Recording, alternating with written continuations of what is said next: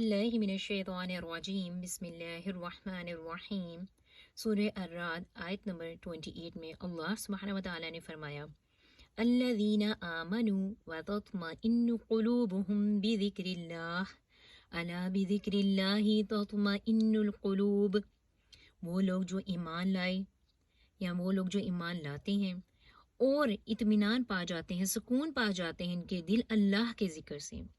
خبردار سن لو، اللہ کے ذکر سے ہی دلوں کو اطمینان یا سکون ملا کرتا ہے۔ سبحان اللہ، بہت زیادہ خوبصورت آیت ہے، اور اس کے اندر ایک بہت پیارا ایک سیکرٹ اللہ سبحانہ و تعالیٰ نے ہمارے لیے کھول کے سامنے رکھ دیا۔ آج اس کو دیکھتے ہیں۔ سب سے پہلے ہم دیکھتے ہیں کہ حقیقی مومن کون ہوتے ہیں، کیونکہ یہاں پر پہلے ایمان لانے کی بات ہوئی۔ تو حقیقی مومن ڈیفینیٹلی وہ انسان ہے جس کے دل کی گہرائیوں تک ایمان سرایت کر چکا ہوا ہے، اس کے صرف زبانی دعوے نہیں ہیں، رائٹ؟ اس کو یہ چیز کبھی بھی کہیں پبلش نہیں کرنا پڑتی، نشر نہیں کرنا پڑتی کہ وہ ایک مومن ہے۔ اس کے زندگی گزارنے کے طور طریقے، اس کے لوگوں کے ساتھ تعلقات، اس کا بات کرنے کا انداز، اس کے سارے معاملات دیکھنے والے کو بتا دیتے ہیں کہ وہ ایک حقیقی مومن ہے۔ سبحان اللہ۔ دوسری بات ہم دیکھتے ہیں کہ ان کے دلوں کو اطمینان مل جاتا ہے۔ تو دلوں کا اطمینان کیا چیز ہے؟ اطمینان دل کی سکون کی کیفیت ہے، جس کے اندر کسی بھی طرح کی کوئی بے چینی نہیں ہوتی ہے۔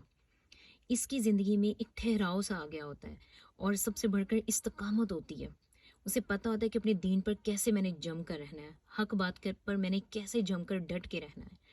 تیسری بات جو سامنے آ رہی کہ اطمینان دلوں کو ملتا ہے، تو کس چیز سے ملتا ہے؟ اللہ کے ذکر سے۔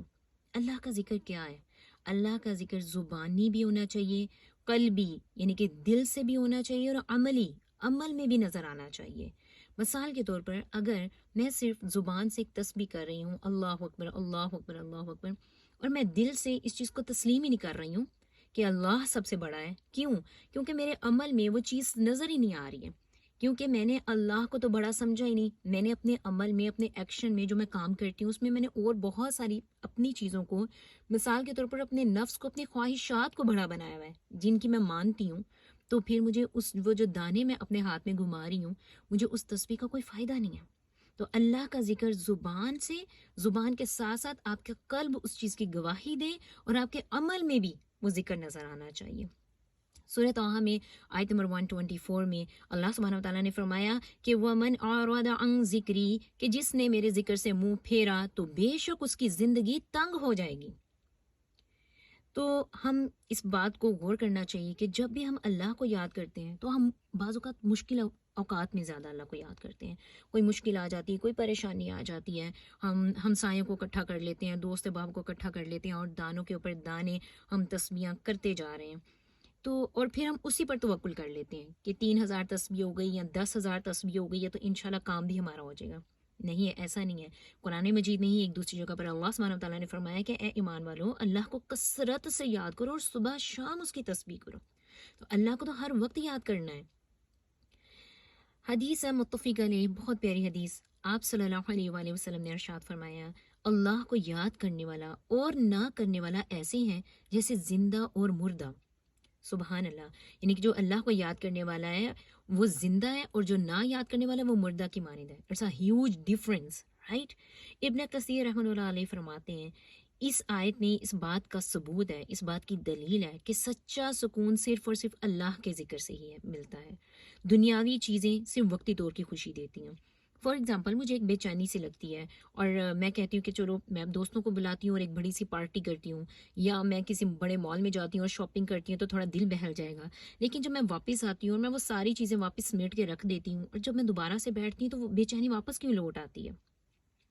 وہ بے چینی واپس اسی لیے لوٹتی ہے میری پیاری بہنوں کہ جب میں ایکچولی جو میرا جسم ہے وہ اللہ سبحانہ و تعالیٰ نے یہاں کی مٹی سے بنایا، ٹھیک ہے؟ جو اس کی خوراک ہے وہ یہاں کی مٹی سے اس کو ملتی ہے، یعنی کہ جو سبزیاں ہیں، پھل ہے، اناج ہے، کچھ بھی جو میں اپنے جسم کو کھلا رہی ہوں وہ بھی اس مٹی سے ہی نکلا ہے۔ اس وجہ سے اس جسم کی جو اس مٹی سے بنا تھا، اس کی خوراک بھی اس مٹی سے ہی آ رہی ہے۔ مگر میری روح جو قلب تھا، قلب کو یہاں پر ایک روحانی لحاظ سے بھی لیتے ہیں، جو ہماری روح ہے وہ جب آسمان سے آئی، اور یہ قرآن، یہ کلام اللہ سبحانہ و تعالیٰ کا، یہ بھی آسمان سے آیا، اس وجہ سے اس کی خوراک قرآن ہے، اس کا سکون قرآن میں ہے، اللہ کے ذکر میں ہے۔ لیکن ہوتا کیا ہے کہ جب ہم اس کو اپنی روح کو صحیح فیڈ نہیں کر رہے ہوتے، میں اپنی زبان میں کہتی ہوں کہ پھر ہم اس کو ایک جنک فوڈ فیڈ کرنا شروع کر دیتے ہیں۔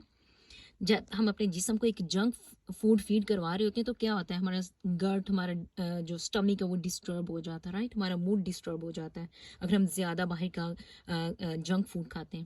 تو کیا ہوتا ہے کہ جب روح کے ساتھ بھی یہ معاملہ ہے، روح کو جب ہم اس کی غذا یعنی کہ قرآن اور اللہ کا ذکر فیڈ نہیں کر رہے ہیں تو ہوتا کیا ہے، ہم اس کو جنک فوڈ فیڈ کر رہے ہوتے ہیں اپنی اس غلط فہمی کے ساتھ کہ شاید ہمیں سکون مل جائے۔ بعض اوقات ہم میوزک سنتے ہیں یا ہم کانسرٹس میں جاتے ہیں یا ہم بہت سارے ایسے کام کرتے ہیں جسے ہم چاہتے ہیں دوستوں کے ساتھ کسی پارٹی میں چلے گئی تاکہ ہمیں ایک سکون سا مل سکے، اپنے آپ کو ہم فریش کر سکیں اور ریلیف سا مل سکے۔ لیکن ہوتا کیا ہے کہ ہم اپنی روح کو وہ جنک فوڈ فیڈ کروا رہے ہوتے ہیں۔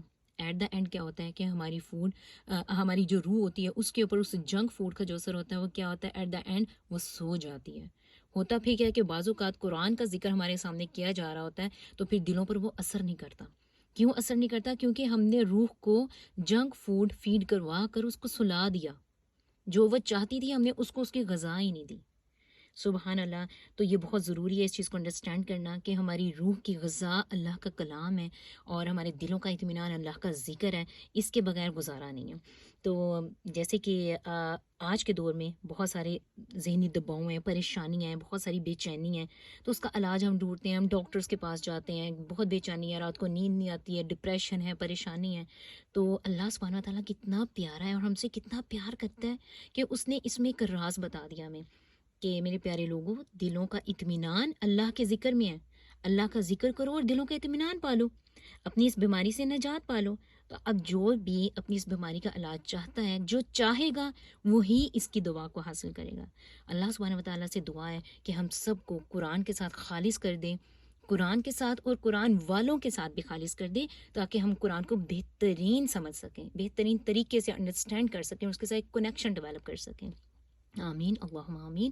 السلام علیکم ورحمۃ اللہ وبرکاتہ۔